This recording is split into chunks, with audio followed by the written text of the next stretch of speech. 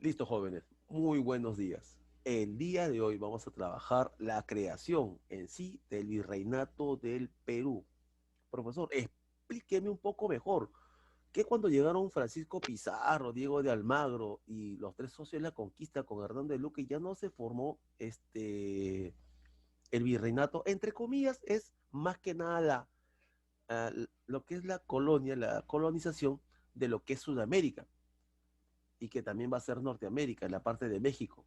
Pero en esos momentos se llamaban gobernaciones, por eso que existía la gobernación de Nueva Castilla y la gobernación de Nueva Toledo. Todavía no existía como tal el virreinato, porque el virreinato ya se confirma como existencia con la llegada del primer virrey. Pero vamos a hablar un poquito acerca de los antecedentes, ¿ok, chicos? De qué es lo que pasó antes de la creación del virreinato del Perú. Como todos sabemos por historia, estos se dieron principalmente por los conflictos que se dieron por los desacuerdos entre los socios de la conquista por los derechos jurisdiccionales de los territorios, principalmente del Cusco. ¿Entre quiénes, profesor? Entre Pizarro y Almagro. Ustedes saben que hubo una disputa por el Cusco y obviamente querían tener la gobernación, tener lo que es el gobierno de lo que representa el Cusco. Ahí estaba el oro, ahí estaba la plata. Entonces, hubo discusiones. El primero en morir de los socios de la conquista, como saben ustedes, es Hernando de Luque, ya por una mayoría de edad. eh, pero cuando hablamos de Diego de Almagro y Francisco Pizarro, sí se enfrentaron. Pero Diego de Almagro va a resultar muerto en 1537, pero ¿por quién? Por los hermanos Pizarro, ¿se recuerdan? Y Pizarro obtiene absolutamente, Francisco Pizarro, la hegemonía con lo que representa el Perú. Almagro el Mozo, que era hijo de Diego de Almagro, no puede esperar a que venga el juez comisionado de España para que determine quién es realmente el que representaría la gobernación de Cusco y en general lo que es el Perú. Y es por eso que Almagro el Mozo va con los de Chile a Lima y en 1541 derrota con una estocada en la garganta y mata a Francisco Pizarro en el Palacio de Gobierno. Ah, profesor, sí, me estoy recordando más o menos, profesor. Ese tipo de historias entre la guerra entre los mismos socios de la conquista. Va a llegar 1541, Pizarro va a morir y Almagro el Mozo va a autocoronarse gobernador del Perú, chicos. Pero ¿qué pasó también en 1541? Va a llegar el juez comisionado. ¿Cómo se va a llamar? Cristóbal Vaca de Castro. Y le va a exigir a que deponga las armas. Sin embargo, Almagro el Mozo, considerado porque él se autoproclama gobernador del Perú, no va a querer. Y por lo tanto se va a enfrentar a el comisionado, al juez, a Cristóbal Vaca de Castro. Almagro el Mozo finalmente va a ser derrotado y va a ser vencido en la batalla de Chupas. ¿Dónde queda Chupas, profesor? En Huamanga. ¿En qué región principalmente? Especifíqueme. En Ayacucho. Va a ser capturado y va a ser condenado a muerte, chicos. ¿Por qué? Porque era traidor a la corona española. ¿Ok? Se terminó todo el problema. Entonces, había un rey, un nombre desconocido, el rey de España, que en ese momento era Carlos V. Y Carlos V, con una cédula, con la real cédula de un 20 de noviembre de 1542, ¿dónde se realiza eso? En Barcelona, se va a dar comienzo obviamente al virreinato en sí, que va a comenzar recién en 1543 y va a ser determinado porque van a existir dos virreinatos, el del Perú y el de México, ¿ok? Y el primer virrey del Perú se va a llamar Blasco Núñez de Vela, un 1 de mayo de 1543, que más adelante te explicaré con mayor detalle. Te cuento algo más. El virreinato del Perú fue el segundo, no el primero, el segundo que se estableció en América de parte de los españoles. El primero fue el de México. Además, ¿qué es lo que pasaba? ¿Qué es lo que quería este rey? El rey va a tomar el control de toda Sudamérica, a excepción de lo que hoy representa el país de Venezuela, porque Venezuela en ese momento pertenecía al Virreinato de México. ¿De verdad, profesor? Así es. No contemos en estos momentos a Brasil, los territorios de Brasil, ya que ellos estaban siendo colonizados en ese momento por ¿quiénes? Por los portugueses. Profesor, explíqueme un poquito más acerca del manejo de lo que representa el virreinato. Bueno, pues te digo, el reino de España, al ver que había tantos conflictos, consideró tener la autoridad y reducir, entre comillas, supuestamente, el abuso contra los indígenas. Recuerda que los hermanos Pizarro, Francisco Pizarro, Diego de Almagro y todas las personas que conformaban parte de los socios de la conquista eran demasiados abusivos. Además, ellos empezaron a lo que representa la esclavitud dentro del mismo indígena. Y es por eso que el rey Carlos V dice, no, vamos a parar esto. La autoridad la autoridad y el abuso debe de reducirse. Pero ustedes saben que es más de lo mismo, pues. Simplemente lo que el rey decía, ya pues chicos, ustedes han hecho lo que han querido, ahora soy yo quien va a poner y va a poner las órdenes aquí. Y es por eso que voy a mandar a alguien en mi representación. Ya ustedes no, gobernadores no quiero, ahora quiero llamar a alguien que me represente. ¿Y quién será, profesor? El rey, pero el rey no estaba, pues, el rey tenía que estar en España. Entonces envía un representante. ¿Quién era? El virrey. ¿Y quién fue el primer virrey que envía? Se llamó, como te estaba mencionando en un principio, Blasco Núñez de Vela. ¿Y cuándo fue confirmado? Un 1 de mayo de 1543.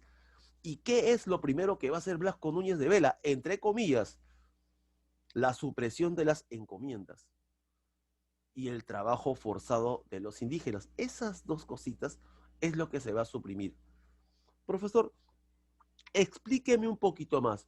Yo entiendo que en esta parte del virreinato del Perú, según las diferentes gobernaciones que tenemos y según la Real Cédula de Barcelona, que es el 20 de noviembre de 1542, cuando Carlos V era rey de España, se va a suprimir todo esto y va a tener la necesidad de controlar a quienes, a los conquistadores y colonos.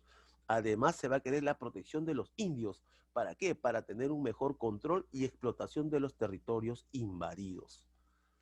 Ah, profesor. Y además yo veo acá que existe la defensa de un padre, el que se llama Bartolomé de las Casas, y estuvo a favor de los indígenas. Sí, pero eso te vamos a explicar un poquito después.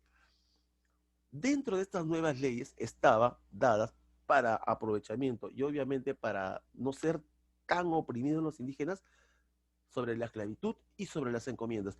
Pero te explico un poquito más. Vamos a comparar lo que representa el incanato con los españoles y su llegada y su formación del virreinato. El incanato, ¿qué es lo que hacía, chicos? Las tierras se dividían en terrenos, ¿sí o no? En ayllus, claro, profesor. Cada ayllu o en cada ayllu vivía toda una familia o una comunidad completa. Perfecto. El jefe era el curaca y nosotros teníamos religiones, claro que sí, porque queríamos en diferentes, religiones no tanto, sino queríamos en diferentes dioses. Huiracoche, el Inti. Además teníamos diferentes tipos de ritos ceremoniales, como el de la Pachamama, etcétera.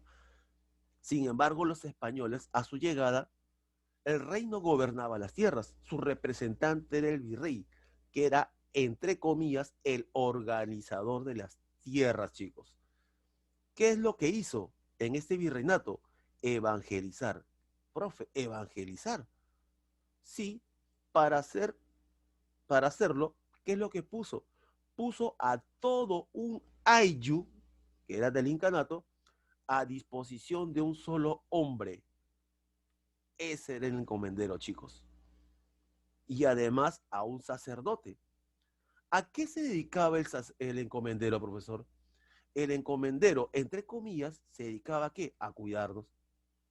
Pero ellos tenían tierras, los encomenderos, claro, pues porque eran los conquistadores. Y los indígenas, ¿cómo lo oprimían? Tenían que trabajar esas tierras y además tenían que producir las tierras y además tenían que pagar tributos. ¿A quiénes? A los encomenderos. ¿Qué? ¿Y los sacerdotes? Los sacerdotes nos enseñaban la palabra de Dios. los incas o los descendientes de los incas o los indígenas o los indios o los nativos, no, pues no le interesaba esa nueva religión. Pero encima tenían que pagarle también al sacerdote, porque le estaba instruyendo las reglas y la palabra de Dios. Teníamos que pagar tributos por todos esos dos servicios, chicos. Tanto al encomendero como al sacerdote. Bueno, chicos, sigamos. Pero los españoles querían que su Dios fuera el único. Y así empezó, o se empezó, la extirpación de la ideología. Porque recuerda que los nativos peruanos, de la cultura incaica, tenían diferentes dioses, tenían diferentes religiones. Y para ellos, Dios era uno más, pues. Era normal, ya que creo en Huiracocha, creo en Con, creo en la Pachamama, ya pues Dios era uno más, ¿no? Entonces, eso no lo vieron bien en España. Y es por eso que trataron de extirpar completamente eso y eliminar todas nuestras creencias. Y que quedara claro que solamente debería existir una sola, que es la suya, la española. Y es por eso, chicos, que nosotros en la gran mayoría somos católicos, pues. ¿Te das cuenta? Ahora, profesor, pero usted me está comentando acerca de que existían diferentes formas de pago de los nativos. Sí, chicos, en el caso de los encomenderos era de esta manera. Los nativos, primero que nada, tenían que construir sus viviendas. ¿A quiénes? A los españoles. Punto número dos, tenían que trabajar en los campos. Punto número tres, y el más odiado de todos los trabajos que tenían que realizar los nativos era la mita minera, así, M-I-T-A, mita minera. ¿En qué consistía? Era, consistía en mandar a los nativos durante 10 meses a las minas. Eso era prácticamente una muerte anticipada. Es por eso que algunos de los nativos incluso se suicidaban. ¿Qué es lo que pasaba entonces? Por lo tanto, los nativos que creaban riquezas, ¿a quiénes se lo daban? A los encomenderos. Y los encomenderos recibían ese dinero y una parte a quién le daba? Al virrey. Y ese virrey recién con lo que le quedaba, le enviaba el resto a España. Qué vivos, ¿no? Los nativos le daban el 100% a los encomenderos. Los encomenderos le daban una parte al virrey. El virrey se quedaba con una parte y eso le daban al rey. Ah, no. El rey dijo, no, ustedes son muy vivos, tanto los sacerdotes y más los encomenderos. Y es por eso que se crea un tercer cargo. Ya no solamente encomenderos ni sacerdotes, sino ahora se crearía el puesto de corregidor, como su mismo nombre dice, corregir. ¿De qué se encargaba el corregidor? Era de recoger el dinero ganado para los nativos y enviárselo directamente al virrey y este obviamente emitirlo al rey de España. Traducción, chicos, más abusos. Y de esa manera pues se crean las leyes de las Indias sobre la esclavitud. Acá te comento un poco más dentro de esta lectura sobre la esclavitud, que era cuidar la conservación y gobierno. ¿Para qué? Entre comillas, miren chicos, el buen trato a los indios. ¿Se hizo eso? No, pues. Punto número dos, que no tendría que haber ningún motivo para ser esclavos. ¿Por qué haces esclavos si lo que queremos es producir? Pero sí se producían esclavos, pues. Además, también se prohibió la mala costumbre hacer que los indios sirvieran de cargadores sin su propia voluntad y con la debida retribución. Tú no lo vas a hacer esclavo, le decía. Si quieres que trabaje el indio para ti, págale. Pero ustedes saben que las leyes están simplemente hechas para escribirlas y no necesariamente para hacerlas. Cuando hablamos sobre las encomiendas, estamos hablando de los encomenderos, profesor, los que nos cuidaban, los que nos explotaban, los que les hacíamos incluso sus casas, sus hogares, trabajábamos sus tierras, incluso le pagábamos tributos. Así es, chicos. En el caso de las encomiendas también se van a abolir. Eh, y de esa manera es lo que como se trabajó en la creación de este virreinato, que es el peruano, chicos. Porque el virreinato del Perú no solamente se crea de la ambición de los socios de la conquista, sino también a través de cómo el mismo rey quería tener una hegemonía total con lo que representa el virreinato del Perú, el virreinato de México, que más adelante seguramente lo vamos a ver, y obviamente buscar la paridad y el beneficio personal, no solamente para los virreyes, para los encomenderos, para los corregidores, ni tampoco para los sacerdotes, sino en beneficio principal de la corona española. Es cuanto te puedo mencionar con lo que corresponde a lo que es la creación y comienzo de lo que es el virreinato del Perú. Espero haya sido de tu agrado y bueno, en cualquier momento vuelvas a ver la grabación.